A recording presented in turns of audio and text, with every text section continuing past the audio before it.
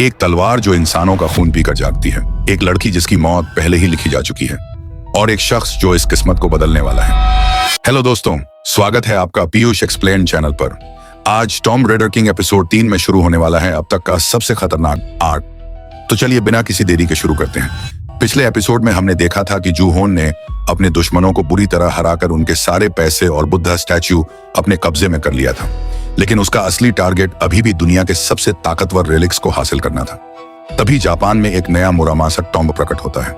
यह कोई normal tomb नहीं था। इसके अंदर हजारों टूटी हुई जापानी तलवारें बिखरी हुई थीं।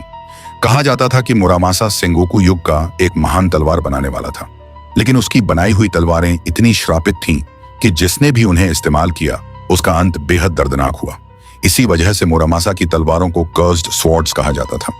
जैसे ही टॉम्ब खुलने की खबर मिलती है, जू होन तुरंत समझ जाता है कि अगर उसने देर कर दी तो मुरामासा रेलिक किसी और के हाथ लग जाएगा। इसीलिए वह बिना समय गंवाए टॉम्ब के अंदर प्रवेश कर जाता है, लेकिन अंदर का नजारा देखकर वह भी हैरान रह जाता है। पूरा टॉम्ब उसकी कल्पना से कई गुना बड़ा था। इतनी विशाल जगह में किसी एक रेलिक को ढूंढना लगभग नामुमकिन था। यहां तक कि उसके पास मौजूद गोल्डन एक्स रेलिक भी मुरामासा की सही लोकेशन नहीं बता पा रहा था। इसी बीच टॉम्ब के अंदर अफरा तफरी मच जाती है। एक हाई स्कूल की लड़की श्रापित तलवार के प्रभाव में आकर रेलिक के कंट्रोल में चली जाती है। जू होन तुरंत समझ जाता है कि अगर कोई इंसान उस तलवार से घायल हुआ तो वह भी उसी श्राप का शिकार बन जाएगा। कुछ देर बाद उसे कई लोग एक गहरे गड्ढे में फंसे हुए मिलते हैं। उनसे पूछताछ करने पर पता चलता है कि टेकांग एक्सकवेशन टीम का एक आदमी उन्हें धोखे से वहां तक लाया। किसी अजीब पावर की मदद से जमीन में गड्ढा खोल दिया और फिर सबको उसमें गिराकर खुद भाग गया। यह सुनते ही जू होन समझ जाता है कि वह आदमी अभी भी टॉम्ब के अंदर ही होगा। इसी दौरान उसकी नजर एक अनोखे रेलिक पर पड़ती है। यह रेलिक कोरिया की प्रसिद्ध लोक कथा सूरज और चांद बनने वाले भाई बहन से जुड़ा हुआ था। इसकी पावर एक जादुई रस्सी की तरह काम करती थी, जो लोगों को बचा भी सकती थी और दुश्मनों को बांध भी सकती थी। अपनी चालाकी से जू होन उस रेलिक को अपने साथ मिला लेता है। इसके बाद वह गड्ढे में रहने वाले छोटे छोटे रेलिक्स को भी अपनी तरफ कर लेता है। बदले में वे उसे उस आदमी तक पहुंचने का रास्ता बता देते हैं जिसने सबको धोखा दिया था। दूसरी तरफ कियोशी को पूरा यकीन था कि उसने सभी गवाहों को खत्म कर दिया है। अब उसके रास्ते में कोई नहीं बचा था। उसका पूरा ध्यान सिर्फ मुरामासा रेलिक को हासिल करने पर था। साथ ही वह उस रहस्यमयी जापानी आदमी से भी बदला लेना चाहता था जिसने पहले उसे बेवकूफ बनाया था। फिर कियोशी टूम के सबसे अंदर तक पहुंच जाता है। अब उसे लग रहा था मुरामासा रेलिक उसी का होगा, लेकिन उसके पैरों तले जमीन खिसक जाती है। अंदर मुरामासा की जगह सिर्फ एक टूटी हुई तलवार पड़ी थी। इसका मतलब साफ था कि कोई उससे पहले यहाँ पहुंच चुका था, और तभी उसके पीछे जू हियोन आकर खड़ा हो जाता है। कियोशी गुस्से से आग बबूला हो जाता है और तुरंत उसका पीछा करना शुरू कर देता है। पूरे टूम में जू हियोन सभी लोगों को बताता है कि जिसने तुम लोगों को यहाँ फंसाया है वह यही है। लोग उसका चेहरा पहचान जाते हैं और उसे पीटने लगते हैं। कियोशी उस ताकतवर रेलिक को अपने कब्जे में लेना चाहता था, लेकिन किसी को भी उसकी असली लोकेशन नहीं मिल रही थी। लेकिन तभी टॉम के अंदर एक रहस्यमयी आवाज गूंजती है, और वह आवाज ऐसी शर्त रखती है जिसे सुनकर जू होन भी कुछ पल के लिए हैरान रह जाता है। पूरे टॉम में गूंज रही वह रहस्यमयी आवाज सीधे मुरामासा स्वॉर्ड रेलिक की थी। वह बताता है कि अगर कोई उसकी असली पावर हासिल करना चाहता है तो उसे 10 इंसानों की बलि देनी होगी। तभी वह अपनी पूरी ताकत अपने मालिक को देगा, वरना वह हमेशा के लिए इसी टॉम में कैद रहेगा। लेकिन जू होन इस शर्त को बिना एक पल सोचे ठुकरा देता है। वह समझ जाता है कि इतनी खतरनाक पावर की कीमत निर्दोष लोगों की जान नहीं हो सकती। जू होन के इनकार करते ही मुरामासा रेलिक गुस्से में उस पर हमला कर देता है। मुरामासा की हर तलवार जानलेवा थी, लेकिन जू होन पहले से तैयार था। वह हर हमले से बचते हुए धीरे धीरे मुरामासा को कमजोर करता जाता है। आखिरकार वह उस श्रापित रेलिक को जबरदस्ती अपने कंट्रोल में ले लेता है। हालांकि वह यह भी समझ जाता है कि फोर्स डोमिनेशन का इस्तेमाल जितना आसान दिखता है ना है नहीं। जितना पावरफुल रेलिक होगा उसे काबू में रखना उतना ही मुश्किल होगा। लड़ाई खत्म होने के बाद उसके सामने इनाम चुनने का मौका आता है। उसके सामने 2 ऑप्शन थे, मिथ पाथ और डोमिनेशन पाथ। जू होन बिना किसी हिचकिचाहट के डोमिनेशन पाथ चुन लेता है, लेकिन इस बार उसे कोई बड़ा खजाना या कीमती रेलिक नहीं मिलता। उसके सामने सिर्फ एक छोटी सी रहस्यमयी गोली दिखाई देती है। शुरुआत में उसे इस गोली पर शक होता है, लेकिन आखिरकार वह उसे खा लेता है। जैसे ही वह गोली उसके शरीर में जाती है, उसके सारे घाव पल भर में भर जाते हैं।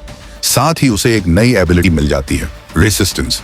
अब दूसरे रेलिक्स की पावर्स पहले की तरह उसे आसानी से नुकसान नहीं पहुंचा पाएंगी। यह सब देखकर जू होन को फिर वही रहस्यमयी कोआ दिखाई देता है जो हर बार सही समय पर उसकी मदद करता था। लेकिन इस बार भी वह कोआ बिना कुछ बताए गायब हो जाता है। उसी समय दूसरी तरफ जापान में एक बहुत बदलाव हो चुका था। भविष्यवाणी करने वाला रेलिक मिराइकी अपना नया मालिक चुन चुका था। यह रेलिक अब सासाकी यूका के पास पहुंच चुका था। जैसे ही जापान सरकार को इस बात का पता चलता है, वह तुरंत सासाकी को अपनी सुरक्षा में ले लेती है और उसके चारों तरफ कड़ी सुरक्षा तैनात कर देती है। लेकिन एक नई समस्या सामने आ जाती है। मिराकी की सभी भविष्यवाणियां प्राचीन चीनी भाषा और बेहद कठिन कांजी में लिखी हुई थीं। सासाकी उन्हें पढ़ ही नहीं पा रही थी। वह बार बार भविष्यवाणियों को समझने की कोशिश करती, लेकिन हर बार नाकाम हो जाती। इसी दौरान मिराकी अचानक एक बेहद डरावनी भविष्यवाणी दिखाता है। उसमें साफ संकेत मिलता है कि सासाकी की मौत बहुत जल्द होने वाली है। दूसरी तरफ जूहोन ने यह बात पहले से जानता था। उसे याद था कि भविष्य में सासाकी की हत्या होने वाली है। इसीलिए वह तय करता है कि इस बार वह इतिहास को दोहराने नहीं देगा और हर हाल में उसकी जान बचाएगा। लेकिन जूहोन को यह बिल्कुल नहीं पता था कि दुश्मन ने सासाकी तक पहुंचने के लिए पहले ही ऐसी चाल चल दी है जिसकी कोई कल्पना भी नहीं कर सकता था। दूसरी तरफ दुश्मन भी अपनी पूरी तैयारी कर चुका था। उसने सासाकी यूका तक पहुंचने के लिए एक बेहद चालाक योजना बनाई। वह सुशी डिलीवरी बॉय का भेष बनाकर उसके घर पहुंचने वाला था। उसकी पूरी योजना सिर्फ इतनी थी कि किसी भी तरह सासाकी की आंखों में एक बार देख ले। जैसे ही दोनों की नजरें मिलती, वह उस पर ट्रैकिंग मार्क लगा देता और फिर चाहे वह दुनिया के किसी भी कोने में छिपती, उसके लिए बचना नामुमकिन हो जाता। उधर जूहोन को भी अचानक खतरे का एहसास हो जाता है। उसे समझ आ जाता है कि अगर वह समय रहते नहीं पहुंचा तो इस बार सासाकी की मौत को कोई नहीं रोक पाएगा। बिना एक पल गंवाए वह उसकी तरफ निकल पड़ता है। कुछ ही देर बाद नकली सुशी डिलीवरी बॉय सासाकी के दरवाजे पर पहुंच जाता है। बाहर से सब कुछ बिल्कुल नॉर्मल लग रहा था, लेकिन अंदर मौजूद लोगों को महसूस हो चुका था कि मामला नॉर्मल नहीं है। इसी बीच जूहोन सही समय पर वहां पहुंच जाता है और बिना देर किए अंदर प्रवेश कर जाता है। लेकिन अंदर का नजारा देखकर वह भी कुछ पल के लिए चौंक जाता है।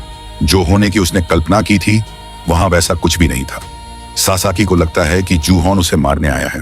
तभी सासाकी मासूमियत से जूहोन को देखकर उससे दोस्ती करने की इच्छा जताती है। यह सुनकर जूहोन कुछ सेकंड के लिए पूरी तरह उलझ जाता है। उसे समझ ही नहीं आता कि आखिर अचानक ऐसा क्या हो गया। उधर बाहर दुश्मन के लोग लगातार यह पता लगाने की कोशिश कर रहे थे कि अंदर क्या चल रहा है। उन्होंने तुरंत सिक्योरिटी कैमरों की निगरानी शुरू कर दी ताकि जूहोन की हर हरकत पर नजर रखी जा सके। इधर जूहोन इस मौके का फायदा उठाते हुए सासाकी को सुरक्षित जगह ले जाने की तैयारी करने लगता है। अब उसके सामने सिर्फ एक ही टारगेट था, किसी भी कीमत पर सासाकी की जान बचाना। फिर थोड़ी देर बाद जूहोन उसे वहां से भगा ले जाता है। लेकिन अब खेल पहले से कहीं ज्यादा खतरनाक हो चुका था। एक तरफ भविष्य देखने वाला मिराकी रेलिक था, दूसरी तरफ ऐसे दुश्मन जो भविष्य को अपने हिसाब से बदलना चाहते थे, और बीच में अकेला जूहोन जिसने तय कर लिया था कि वह किसी भी हाल में सासाकी को मरने नहीं देगा। यहीं पर टॉम रेडर किंग एपिसोड 3 खत्म होता है। लेकिन अब सबसे बड़ा सवाल यह है, क्या जूहोन सच में सासाकी को उस रहस्यमयी हत्यारे से बचा पाएगा? आखिर ट्रैकिंग मार्क की असली पावर क्या है? और क्या मिराई की दिखाई हुई मौत की भविष्यवाणी बदली जा सकती है, या फिर जो भविष्य लिखा जा चुका है वही होकर रहेगा? इसका जवाब मिलेगा टॉम रेडर किंग एपिसोड 4 में। अगर आपको यह वीडियो पसंद आया हो तो अभी पीयूष एक्सप्लेन चैनल को सब्सक्राइब कर दीजिए और वीडियो को लाइक करना बिल्कुल मत भूलिए, ताकि टॉम रेडर किंग के अगले एपिसोड और बाकी सभी नए एनिमे एक्सप्लेन वीडियो की अपडेट आपको सबसे पहले मिलती रहे। मिलते हैं अगले वीडियो में।